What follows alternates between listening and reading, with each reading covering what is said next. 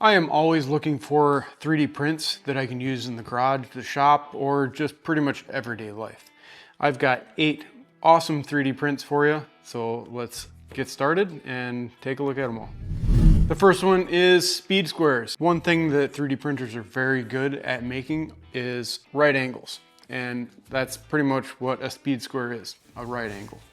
This does have markings for all of your rafter measurements, for all of your angles. This takes 93 grams of filament to print and 3.5 hours. Mine took a little bit longer to print because I printed the screws in a different color, as well as I went in and I colored all the markings so that you could see them better. If you don't want to do that, you can leave it all one color, but I like the way it looks with the two-tone colors. I'll leave a link in the description to all the prints that I have in this video so you guys can go check them out. So go check that out. The next one is a Arbor cover for your track saw. If you guys have a track saw, you know that one of the best things about a track saw is the dust collection. And it has a big gaping hole where the Arbor screw is.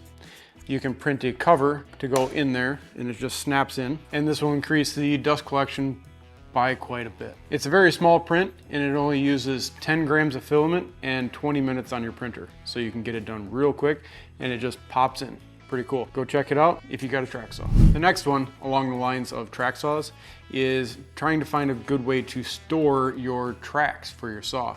You want to keep them in good shape and not let them get bent and everything like that. So these are guide rail holders for your track saw, and this is meant to be screwed to the wall, and this swivels down and locks in your track. I'm gonna mount mine on the garage door.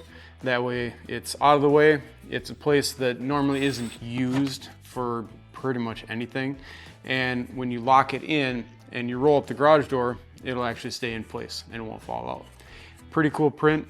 And I'm really looking forward to installing this and getting my tracks from just leaning up against the wall. A set of 4 of these took 204 grams of filament and a little over 5 hours on the printer. You do have to go get 4 M4 by 16 screws to thread in the swivel, but once you do that, that's all you got to do, and the hole is just undersized a little bit to where it'll actually cut the threads as you tighten it in. Really looking forward to this, and go check it out if you got tracks that you want mounted someplace. Now, before I show you the next print, we all know that sitting in the shop and making useful things is great. But let's be honest, most of us spend way too much time sitting in front of the computer, slicing files, designing files, watching YouTube videos about 3D printers, and convincing ourselves that we need another tool rather than actually printing. And if you're gonna spend that much time in front of your desk, let's just be comfortable. And that brings me to today's sponsor, FlexiSpot, and the Sentinel Pro Ergonomic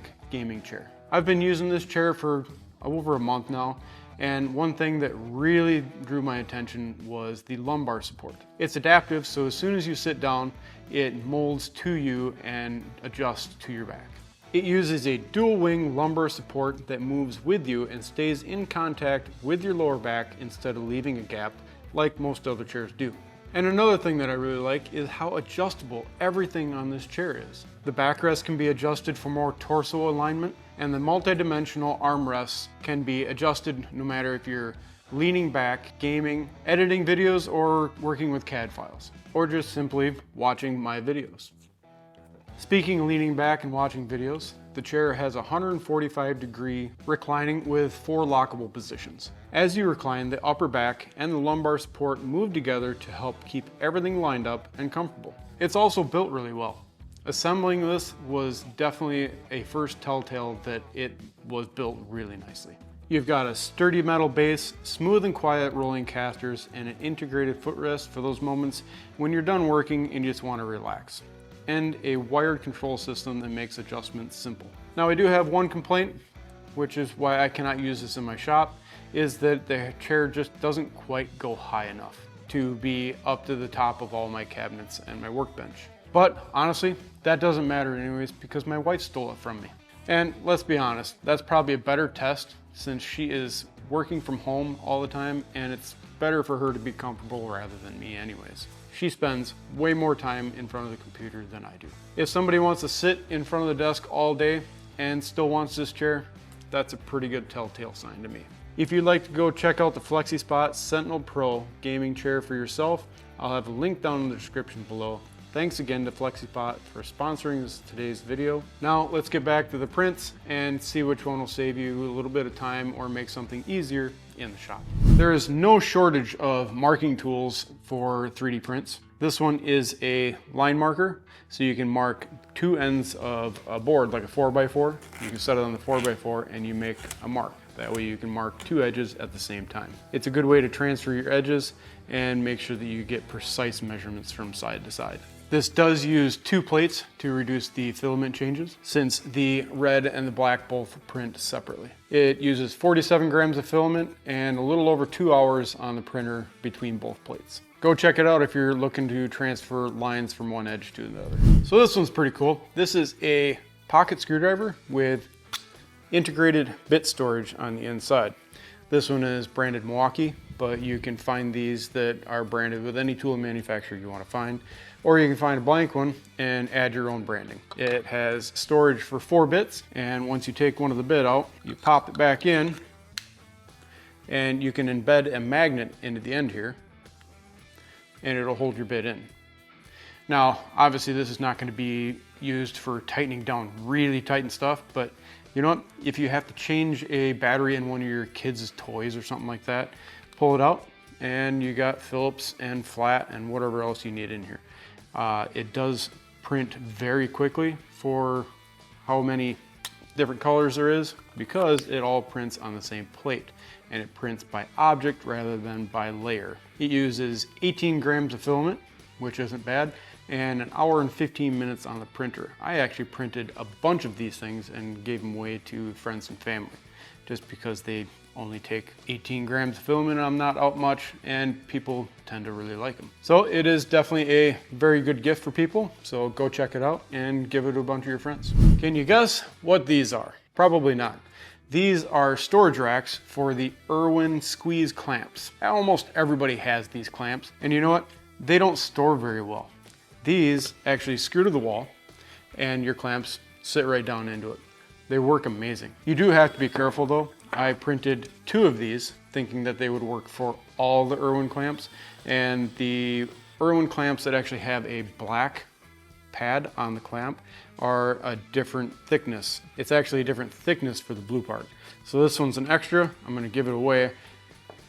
This is the one that I printed for the black ones, and it just screws to the wall and they set in perfectly. This one does use quite a bit more filament. This one takes 161 grams of filament and a little over 4 hours on the printer, where this one only takes 85 grams of filament and 2 hours and 45 minutes on the printer. This one is considerably heavier and considerably beefier. I think it has a little more walls and a little bit more infill on the inside. It does feel more substantial. If you guys are looking to organize your Irwin clamps and hang them up someplace and get them off of your workbench, go check these out. Link in the description. If you guys have leaf blowers, most of them will hang on a screw. You know what?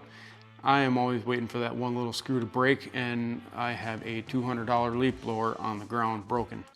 This actually holds right in the end part of the blower, so it locks right in. This one is actually printed in PETG. Since I wasn't sure where I was going to mount it. I wasn't sure if I was going to have it in the garage or if I was going to have it in a storage shed where all the heat and everything in the summer is. So I printed in PETG. This is printed with 5 walls, 20% infill. It uses 157 grams of filament, and it takes 3.5 hours to print. It is very awesome. I love it. It works great. Be careful. It goes on the model of your leaf blower. I actually printed a different one, which was a totally different model. Apparently it was a newer model I wasn't aware of, and I gave that away to a friend because it didn't work with mine. So it's model specific, so make for sure that you have the model number that I link in the description with this print if you're looking for it. I will link both of them, and I will put the model number to both of them in the description, so make sure you select the correct one. Last but not least is something that if you ever haul plywood and you need to strap it down, and plywood has pretty sharp edges and can be hard on your straps. These are strap savers. They go on the corner of the plywood and your strap actually goes through here and locks in. That will save your strap from getting cut as it vibrates going down the road. I think the designer of this print really wanted to make it strong because they did 10 walls and 25% infill, and you can tell that it is a very stout piece of plastic after you get it printed. I mean, it's really, really strong. This is printed in PLA because it's not gonna spend too much time out in the sun or the heat. But if you wanna print it in PETG or ABS, by all means, go for that. It does take 105 grams of filament for a set of 2 and 2.5 hours to print. I may reprint some of these in PETG at some time if I need them, but for right now, the PLA is gonna work fine. I hope you guys enjoyed these prints and you found some that you're gonna go and start right after watching this video. Again, I'll leave all the links down in the description. If you guys could give this video a like and consider subscribing for more videos like this and more shop content in general. It would help me out, and I'll catch you guys in the next video.